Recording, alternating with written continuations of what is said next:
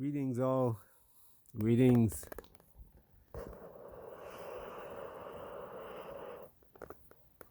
Look at that cloud across the sky. Normally, it doesn't look like that. That is looking a little bit to the northwest. Sunset's over there. Northwest. That's the north over there. The clouds are gathered to the northwest. This is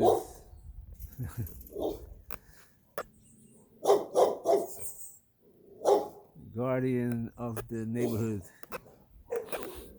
Wow. Man, this tree is unique.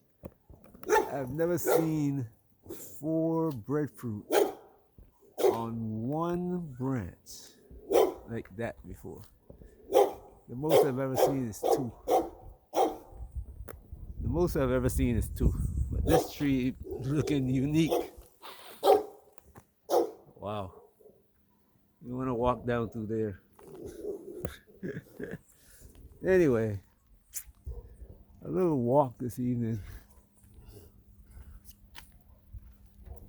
Hope everybody is doing fine.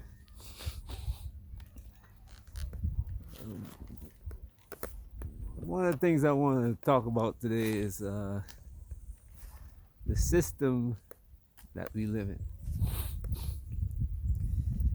We call certain countries communist and dictatorships and capitalists. And most of the time people don't know what these, they have an idea of what these terms mean as far as the dictionary is concerned, but differentiating them, like dictatorship. The Chinese have a dictatorship, they say. The Russians are dictators, they say. But the EU is a democracy. Israel is a democracy. And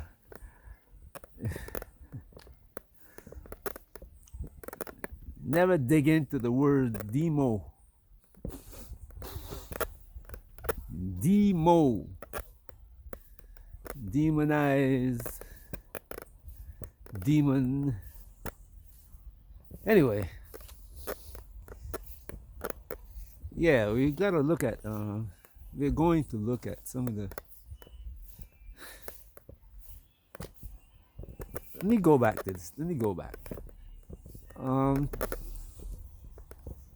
I like to do things in steps so people can follow along.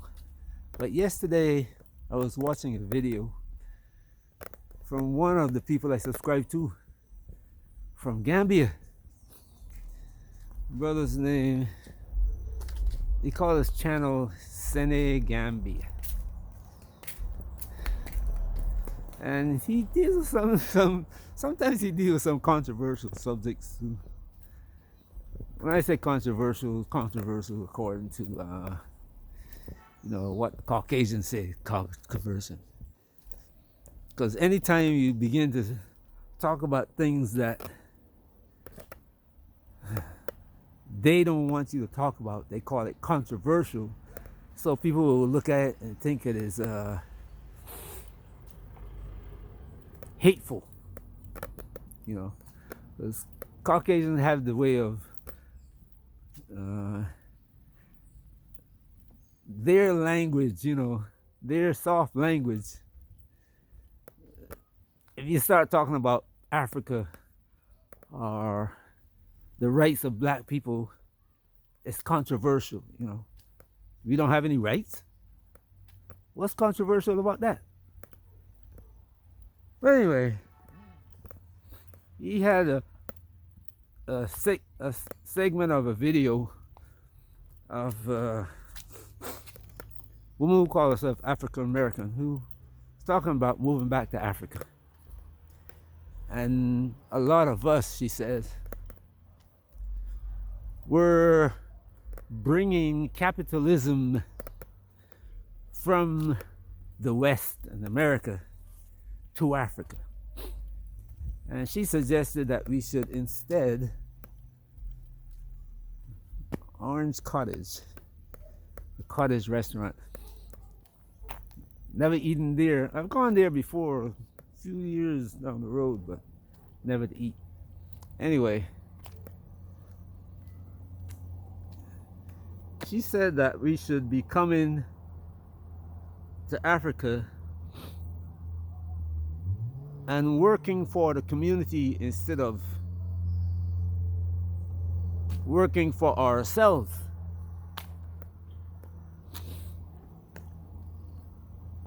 And I listened to the video, part of the video that he looked at, and he had some interesting points about what she said. But one thing that kind of left some questions in my mind is that she was talking about we bring capitalism to Africa and be like, and we are like the colonizer. We are taking over from the colonizer and destroying Africa. And me, I started laughing because people would argue and say that we can't be colonizers. And to a certain extent, yes, but it's not totally. We can be. But today in Africa, we can't be. And there's several reasons why we can't be colonizers in Africa. No man from the Caribbean, except Bob Marley, can get 1 million Africans to sit down and listen to him. No American. There are a lot of people who know Malcolm X, a lot of people who know Muhammad Ali. If they're gonna come to a boxing exhibition with Muhammad Ali, yes. But just to hear Muhammad Ali speak, no.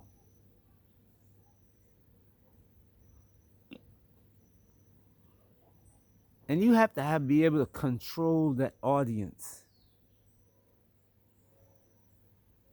And when I say control that audience, when you tell that audience, look, we have to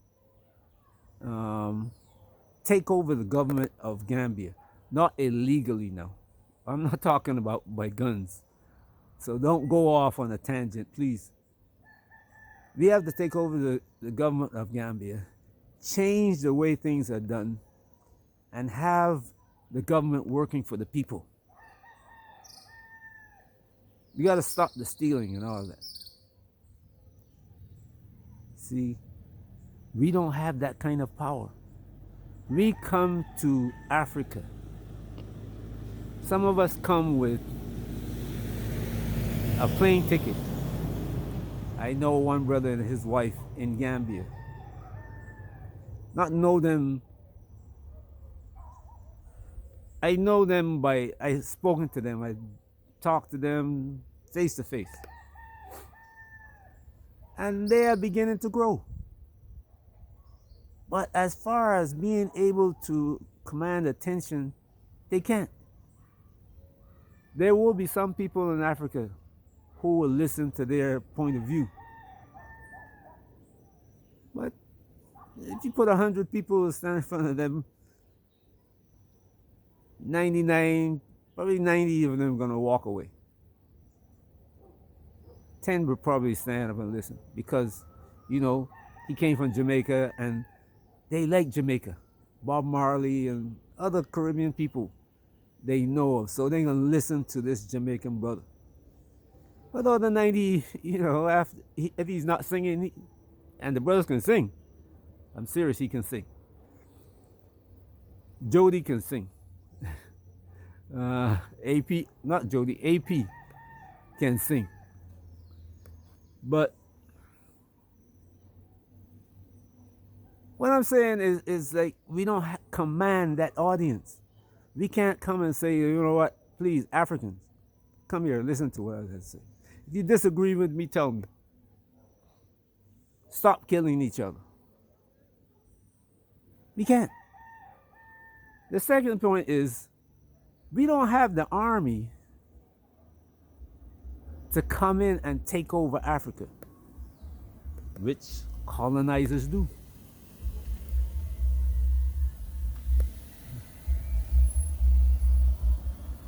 That's the second thing that colonizers do. They come in with the army and take over. We don't have the people, the speaking power, which like the EU, when the EU tell African leaders to do something, they do it. like Maloney in Italy, she said, look, I want all 54 of you guys here in Italy at this date. You better show up. And they all showed up. The friggin' Queen of England died. And these idiots got put on a bus to go to a funeral. Heads of governments now.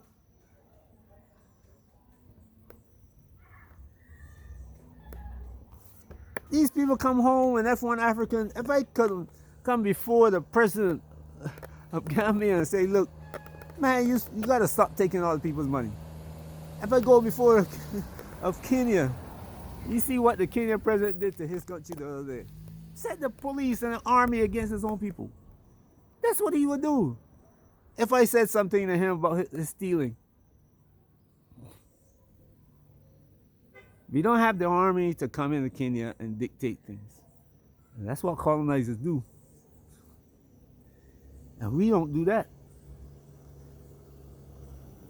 And we don't have the financial capability of coming into Africa to do anything except buy a piece of land, rent a place, and relax. We are not like the Chinese who can come in and build unless we join together. And we as a people don't do that. Even Africans don't do that. We don't form a corporation, put our money, pool our money. We don't form an investment bank, pool our money, and go to Africa and invest it.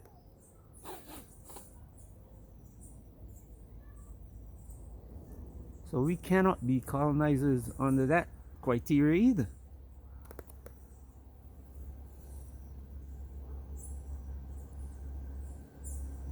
We come to Africa, go buy a piece of land or rent a place. And that's one of our points, is that we come to Africa and drive the prices of things up. Let me tell you some of the experiences I've come across in Africa. Not just me, but I've learned from a lot of other expats or people who from the Caribbean and from America and England. They call us diasporans. The Africans don't even call us diasporans. Tuba or Indian.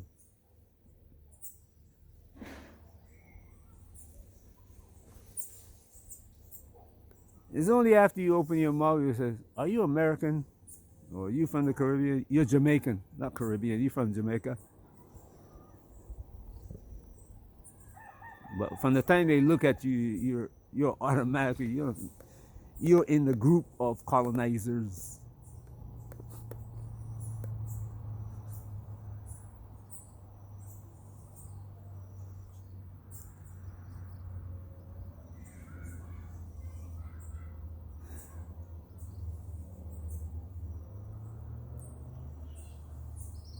She said that we caused the price of everything to go up.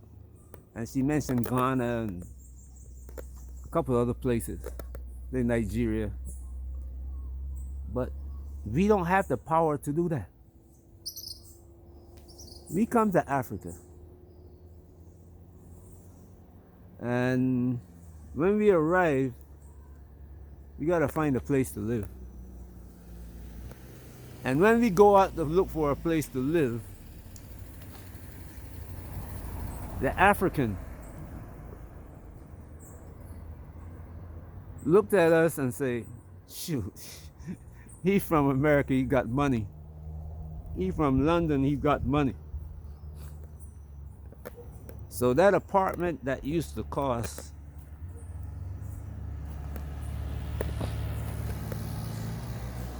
a million Kenya shillings, they now want 5 million for it.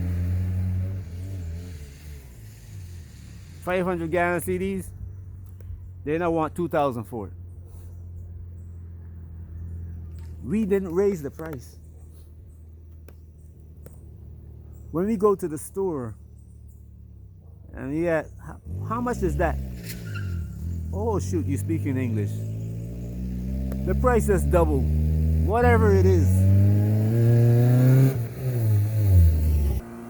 The price of whatever you asking for is doubled.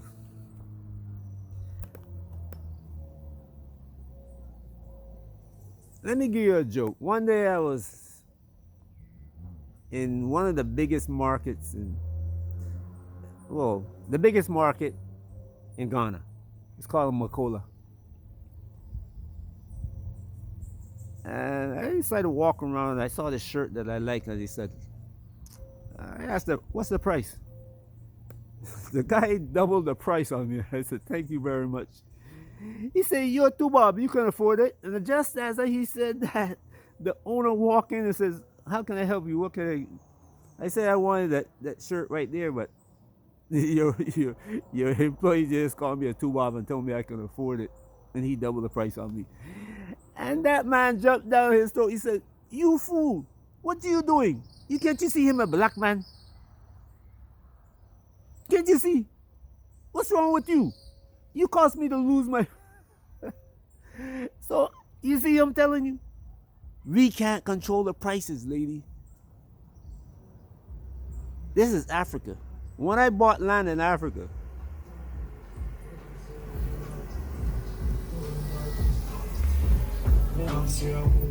I looked at other lands and I made an offer of 800,000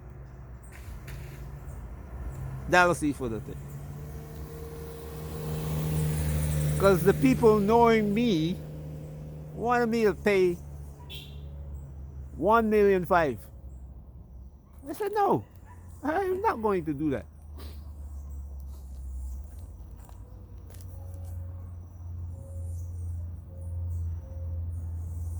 I seen land in Gambia not far from the land that I bought. The people were asking $3.5 million for. I like the land. Could have bought it, but I didn't because they were asking too much for it. That land is sitting there with a same sign beside the road. 2015 is 10 years. Not sold.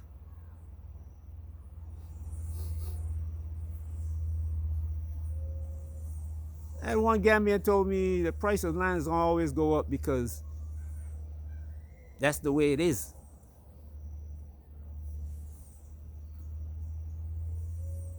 So we cannot control it.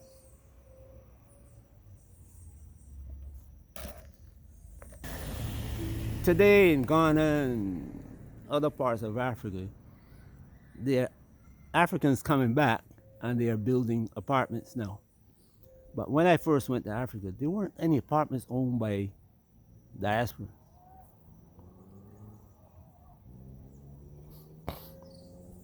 So you had to pay whatever the African asked. The food, they don't grow too much food in Africa. Rainy season, yeah, but the other time, no. The food that you have to buy comes from Europe. And it's all controlled by Europeans now. The Europeans sell it to the local street vendors who are Africans. And when you go there,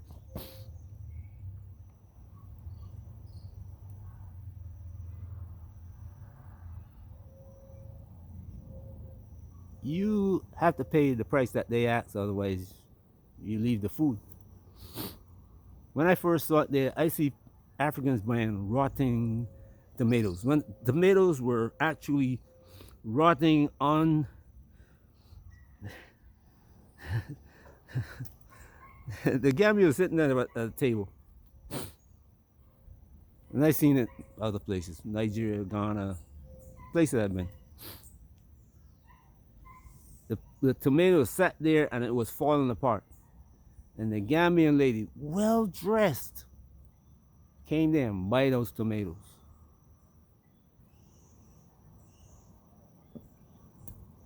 We don't buy tomatoes like that because we don't know what's in it. You know, it could be anything in that tomato because it's rotted.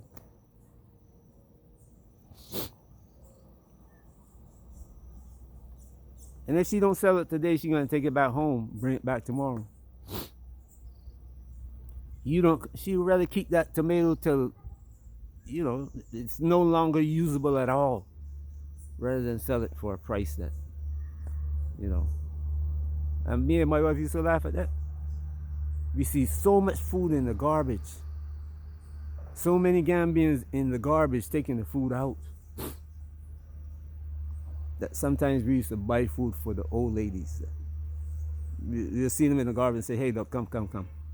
Choose what you want from here and pay for it. We don't control that. We cannot colonize Africa. And black women gotta realize that. Not only black women, I heard black men talk like that, but mostly the black women who they think they can go to Africa and you can change Africa.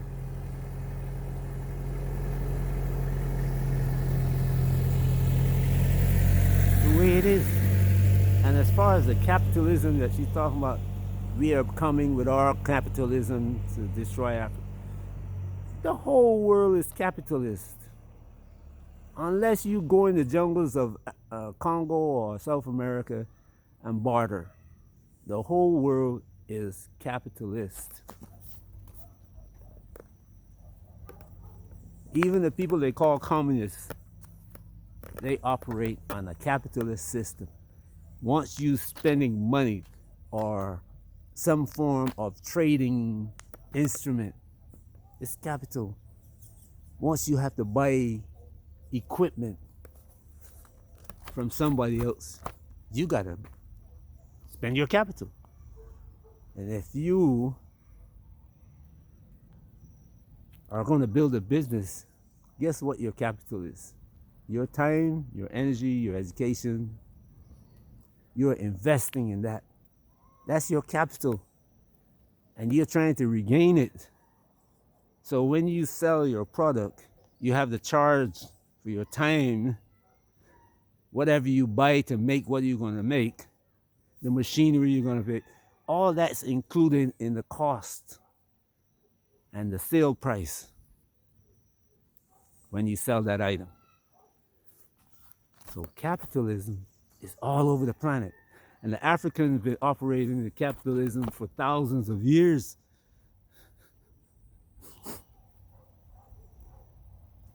Where do you think Hammurabi Code came from?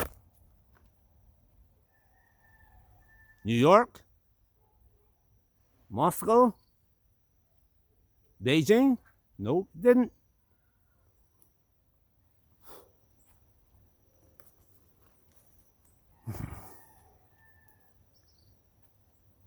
We can make changes in Africa. Yes, we can go to Africa and we build a community, and first thing you gotta do if you build a community is keep the Africans from destroying that community. Because what will happen is that you have to, unless you're going to import everything that you need, the raw materials to build, we're going to do it ourselves. The African that we have to buy from is going to overcharge you for everything you have to buy. Your community is going to be a target for thieves. And well, we're in Africa. I'm not saying that look, you know what? Don't even explain it because it don't make sense. But we're in Africa, and the people around you are gonna see you as a target. I've heard so many people. Well, it's happened to me.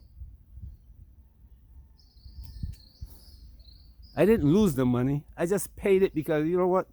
I wanted that, and at the time, I said, you know what?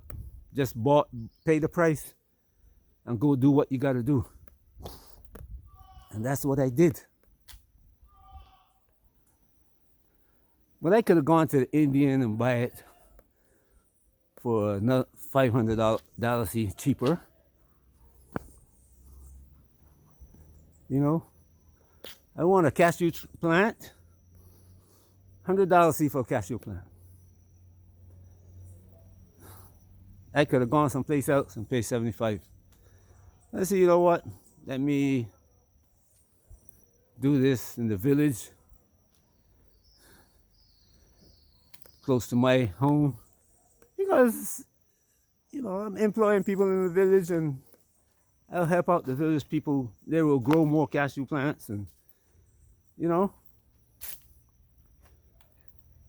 But you are a target.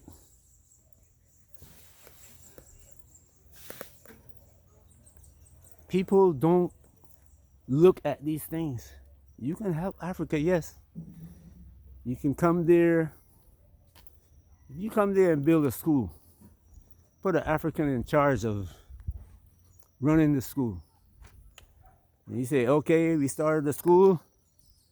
Now, all you people have to do now is keep running the school. It's up to you to, when the paper is gone, to buy it. If you come back 2 years later, the only thing left there is not even the windows in the building.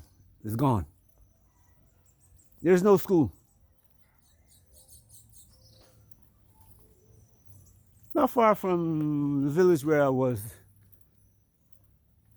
there was a garden that these people from Holland had built, putting wells and all of that. And the well pump broke. And the people in that community, they didn't say, you know, the garden is ours and we've made money from the garden, so let's put together some money from what we made and buy a pump.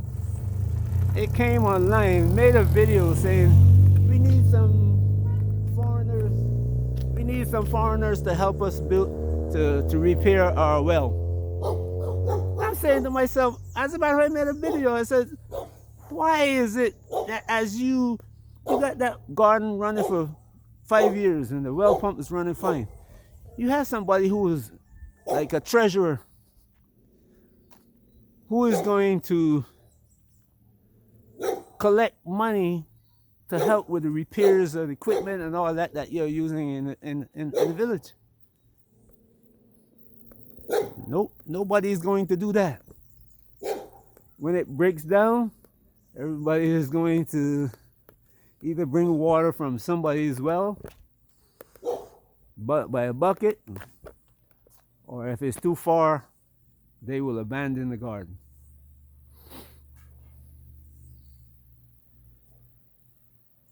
I left Gambia to come home and visit my family in the Caribbean, US. And I offered the people who used to work in the garden that we had, said, look, we got a well here, everything you need, generator, everything. We'll let you use the land till we come back. Everybody said no. We want to work for you. We don't want to work for ourselves.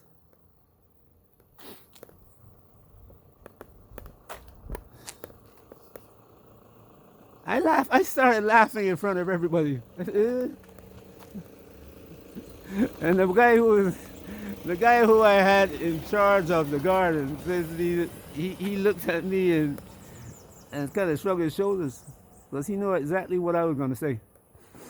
Anyway, when I said him do that, I said, you know what? Better keep my mouth shut. None of the gardens growing grass, weeds, and trees.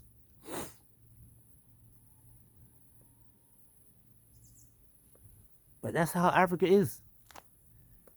Don't get upset with me for telling you the truth now. But that lady don't know anything about Africa. She don't know anything about capitalism. She don't know anything about history. But she's talking. And a lot of people do that.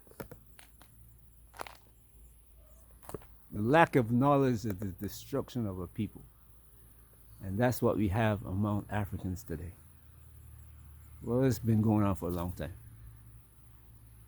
I hope you guys don't fall into that trap when you come to Africa. If you come to Africa, you're going to have to start doing things for yourself.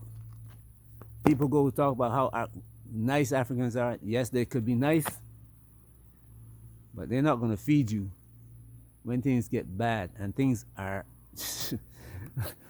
things are going to get horrendously worse than they are now. If you think Trump is bad, the people are after him are going to be even worse. This is the foundation, people.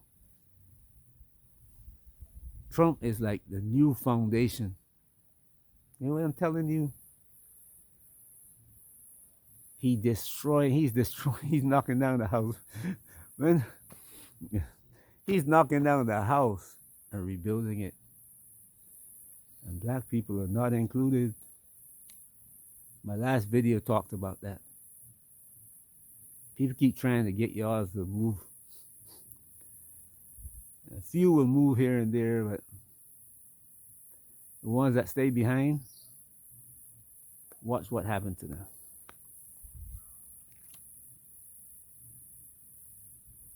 You don't have to listen to me. You can listen to anybody else and get the information that I'm telling you about. Peace.